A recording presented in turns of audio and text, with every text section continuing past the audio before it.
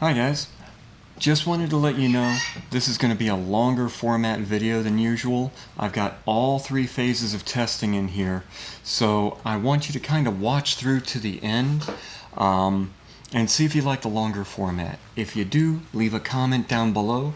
If you prefer it be shorter, break it up across 2 or 3 different videos. Put that in the comments as well. Anything you tell me actually helps me make this better for you. So, I'll see you in the Crucible here in just a moment.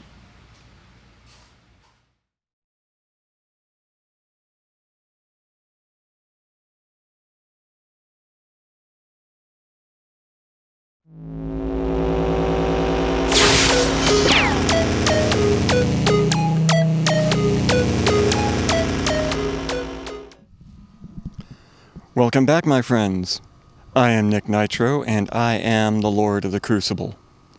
Today we are going to be testing the UltraSabers Aeon V2 Stunt Saber with a heavy grade blade. We're going to be running this, or attempting to run this, through all 3 of our tests today. First up will be, what you see behind me, is what I call the tip test. Next will be the log chop, and providing it survives either of those, we'll move on to the drop test. So here we go.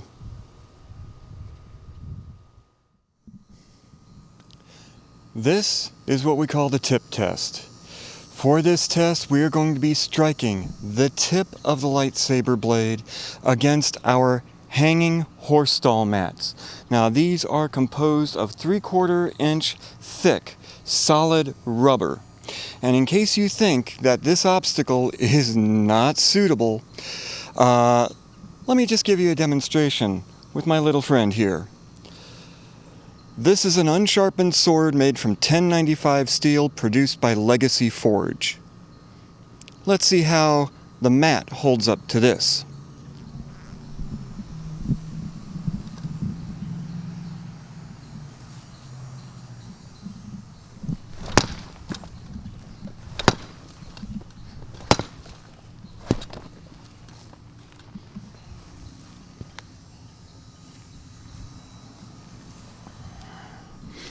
As you can see, this is going to be more than enough of an obstacle for any lightsaber to succeed against. So with that said, on to the show.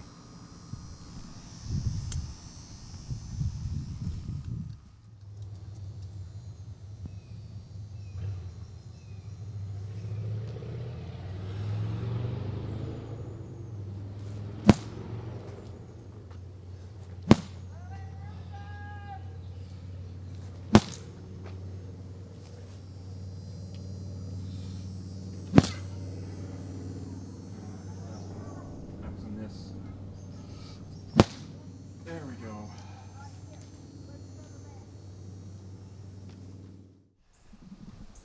This is the log chop. For this test, each saber must survive 3 strikes on each of our 3 logs, each one being a successively smaller diameter, providing a smaller and smaller fulcrum for each of the blades to wrap around. Each strike will be located once near the emitter, once near the midsection, and once near the tip.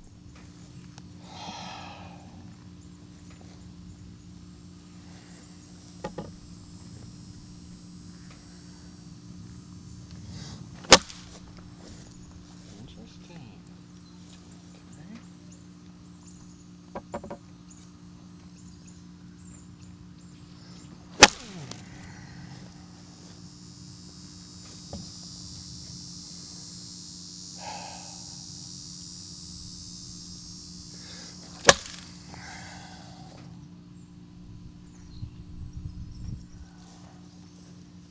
Log number 2.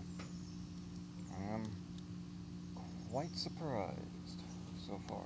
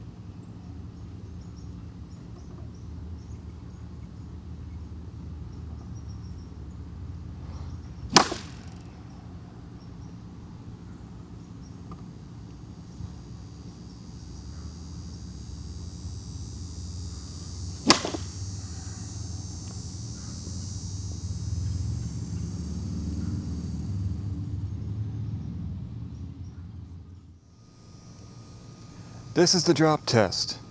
Here we will be testing our sabers by dropping them 4 times at 3 separate heights, 3 feet, 6 feet, and 12 feet. We'll be dropping them straight on the emitter, on the pommel, once directly on the power button,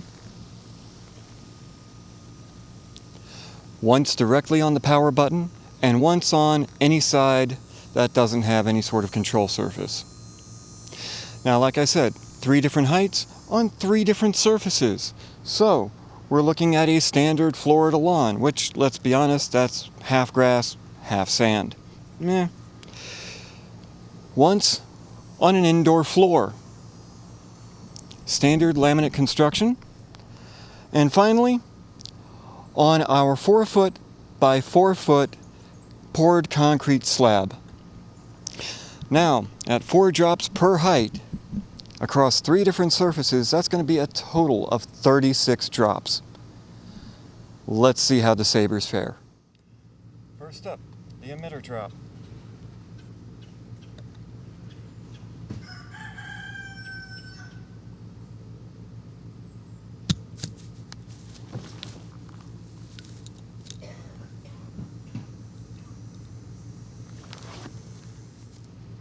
Next, the pommel.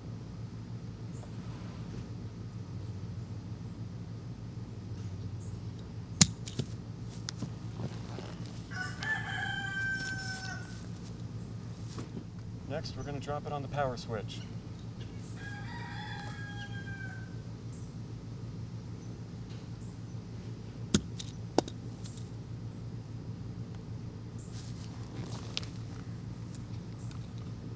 So far, so good.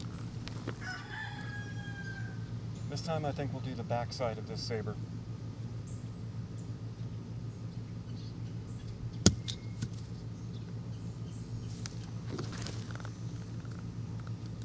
Alright. Off we go to 6 feet.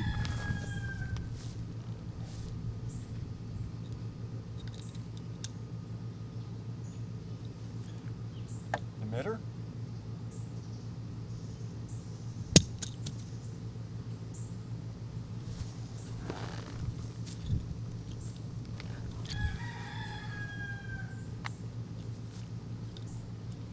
Next, the pommel.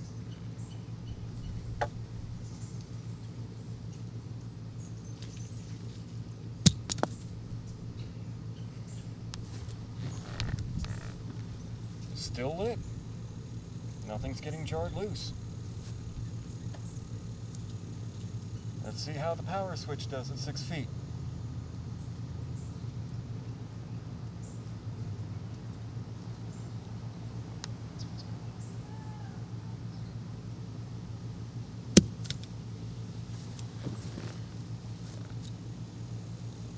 Still lit. Now the back side.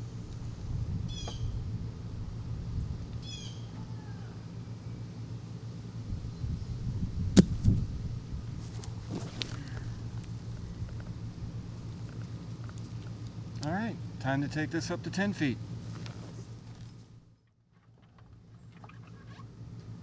Okay, first drop.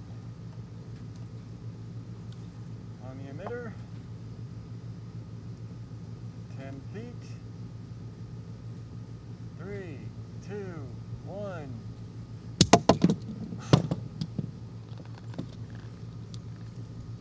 And it stayed lit. 10-foot drop on the pommel.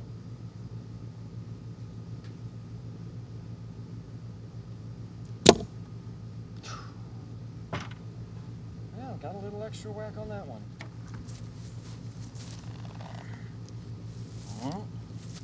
But still lit. Power button, 10-foot drop. 3, 2, 1. May have gotten a little mid-air roll on that one. But as you can see, still lit.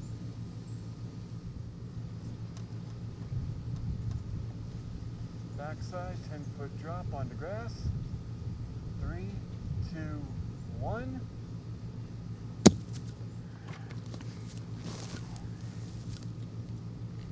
And we are still lit. Well, now things get fun. Now we go there. Here we are for the wood floor challenge. Let's start off at 3 feet. Saber on. And a drop on the emitter. Definitely gonna pick that up. Still lit. Next is the pommel.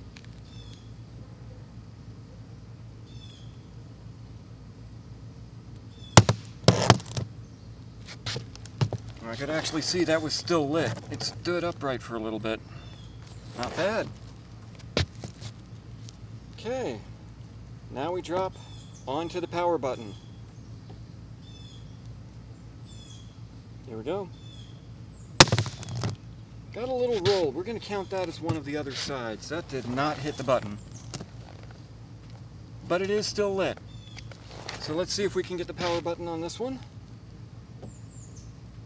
Here we go. See if I can't release it a little more evenly.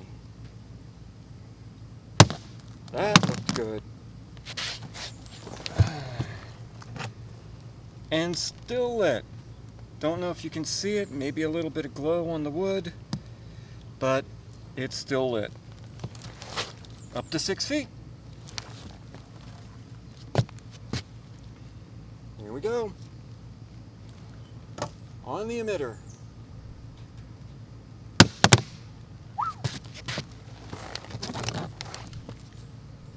And we are still lit. I'm rather impressed.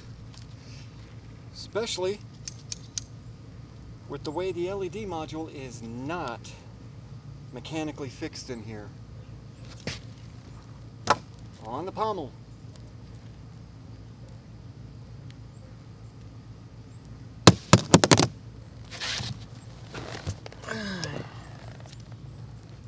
Very nice. Okay, gonna try for that tricky power button drop again.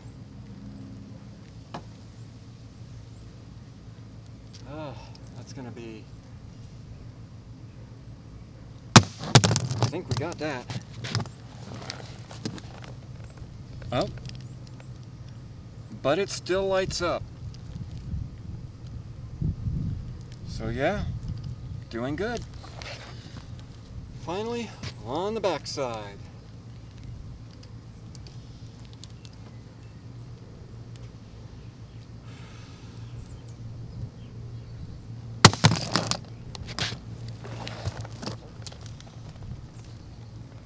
Okay. Alright, still lights up.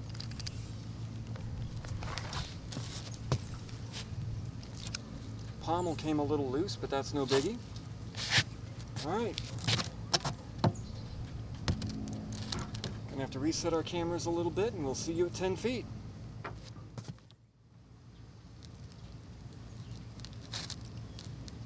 Alright. 10-foot drop on the emitter. 3, 2, 1. That fell completely out of camera view, didn't it? But it is still lit, as you can probably see here. I hope. Pommel drop at 10 feet. In 3, 2, 1. Keeps kicking over back this way for some reason.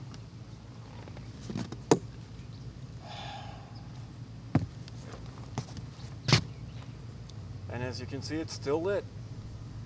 For a stunt saber, that I believe is what counts the most. Power switch drop. And 3, 2, 1. Nice hit. Uh-oh, lights are out, but they come back on. See if we can get a shot of that down here. I don't know how well it's going to show up, but, you know, maybe. Flat side drop. 10 feet. 3, 2, 1.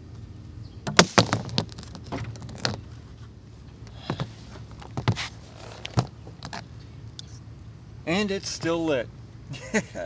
Would you look at that? Really surprised so far, very pleasantly. So, we're going to get the cameras moved, but the concrete's going to tell the tale. So let's get to the fun stuff, shall we? Here we are. I hope the audio is picking up nicely here. We'll see. I gotta say, so far I am very surprised. I didn't expect anything to make it this far for quite a while, but we still have good old concrete to get through. So, let's go ahead and turn this on. You might just have to take my word for it that it's lit, but, well, maybe.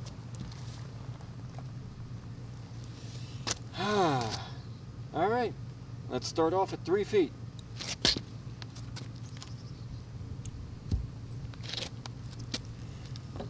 Three feet on the emitter, on concrete. Away we go. That has a very definite, unique sound to it. But it is still lit. Very nice. Next, on the pommel. At 3 feet, here we go. No bounce whatsoever. Alright, lights off. Does it turn on? Yes! Alrighty. Let's try the power switch.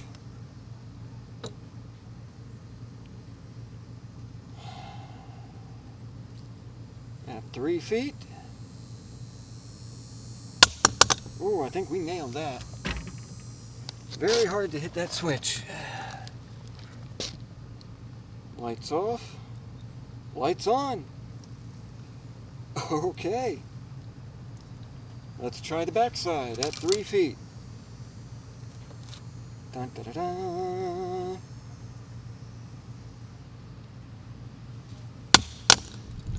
I think we got a good hit off of that. Again, lights off, but it turns right back on. Really impressed. There's probably going to be some weathering to this by the time I'm done. Okay.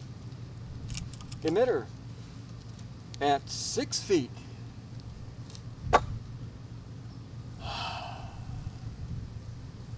Three, two, one. Harder and harder the hits get. And still the light stays on. Alright. 6 feet onto the pommel. Yep. That almost stayed standing up. That almost stayed upright. And the light stayed on the entire time. Okay.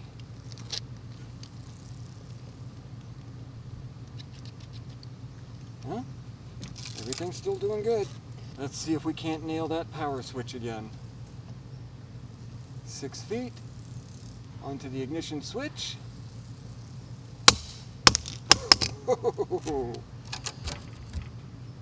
At the very least, this is the fun part. Lights off. Lights are on. Wow. One more drop and then it graduates to the 10-foot mark. Let's see if it's got it. On the backside.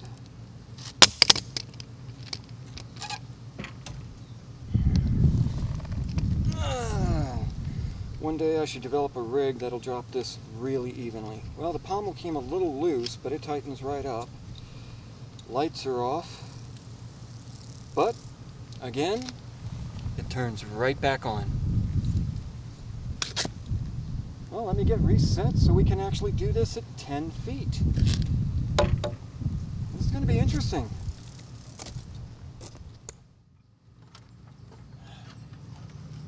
Okay, here we are, 10 foot high,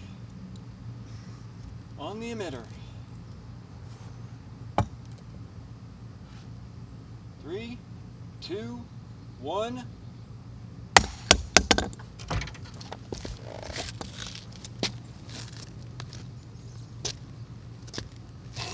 And it still turns on. Look at that. Isn't that amazing? All right. From 10 feet onto concrete. 3, 2, 1.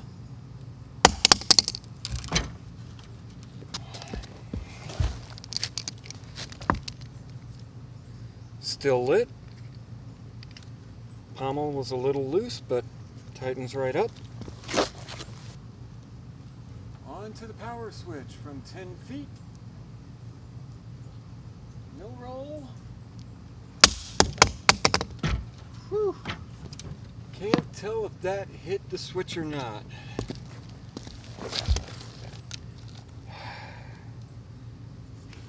But still lights up. Look at that. One last drop to go. This could be a very interesting day. Final drop. 10 feet on the concrete. 3, 2, 1. Yep, we don't need this anymore.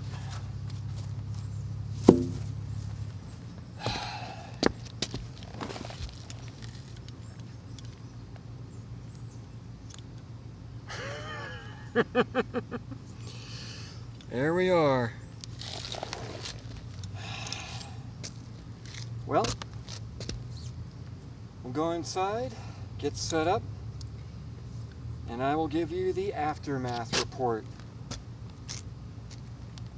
See you in a minute.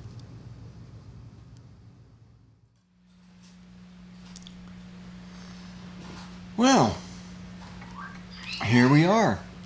Now, if you were like me out there, that was really interesting.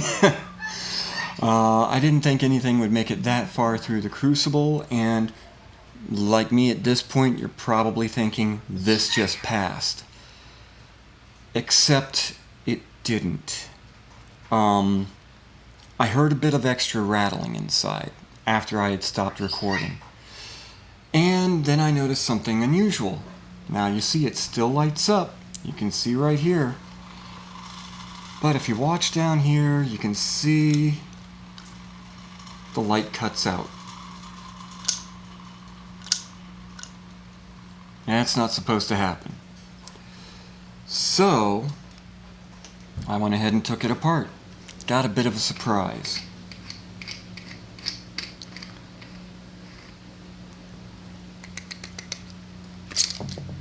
Right there. Batteries are already falling out all over the place. As you can see here, we have cracked the battery holder right here. The entire end is just coming right off. The only thing that was holding the batteries in place was how tightly this fits in this hilt. Now for a duelist, okay, doing constant repairs is kind of a bad thing, but at least it wouldn't completely cut out on you in the middle of a match. But this is something I'm going to have to try and repair. Maybe get a replacement and do a little soldering, but because of that, the internals failed, and so it did not pass the Crucible. Crucible has claimed yet another victim. Now from the drop tests, there's a couple of hard edges right here where the pommel connects in, so you got to be a little careful there, right there. That's the one that got me right there. But all said, it did survive rather well. It's not insurmountable, it can be fixed, but it did not survive the Crucible. Another thing that I'd like to point out here, and let's actually set a lot of this off to the side.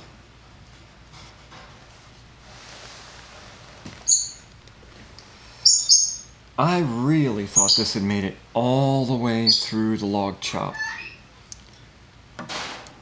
And I'm really impressed with the blade. The heavy grade blades from UltraSabers are really, really impressive. As you can see on the tip here, we actually picked up rubber from the horse mats during the tip test. You know, that should attest as to how strong that tip is. From what I understand, UltraSabers uses a glued-in tip, and it didn't fail there at all. What's more, if you've seen the previous testing video, the tip was one of the first areas to fail on the log chop. Now, this did not escape unscathed. Now I expect there to be a little abrasion, some abrasions here and there are. But it did take, where is it at? A permanent bend. If I hold this end down here, you can see it just kind of sways up here, and I can fit my index finger underneath the end here. So it is not perfectly straight anymore. It did take a nice solid bend in there, but I'm still really pleased with this. Pretty much I would recommend this for anyone, although considering the battery holder failure, you might want to, oh, help if I take that off, wouldn't it? You might want to consider, if you're going to be doing any heavy beating with this, getting a heavier grade battery holder. But even then, I don't know if it would fit in here. So I'm going to try and post this video to the UltraSabers forums. There's a couple of people on that forum, and I believe they've got their own YouTube channel. General Malice and Miss Malice. You know, I'm wondering, they have a particular product. If you happen to be listening, please feel free to comment down below. Maybe not for this size hilt, because I know this is a much narrower hilt than most of the other UltraSabers. But do you think your particular product would be able to help with that issue? I'd really be interested to know. Not sponsored by anyone. This is just outright curiosity on my part. But as far as testing is concerned, the Aeon V2 did not survive the Crucible. And at this time, the Crucible has spoken.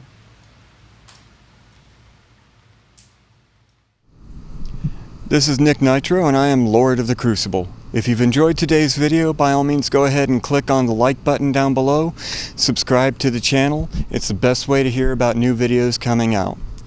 If you also want to help us out a little bit more directly, go ahead and check out our Patreon page and the link down below.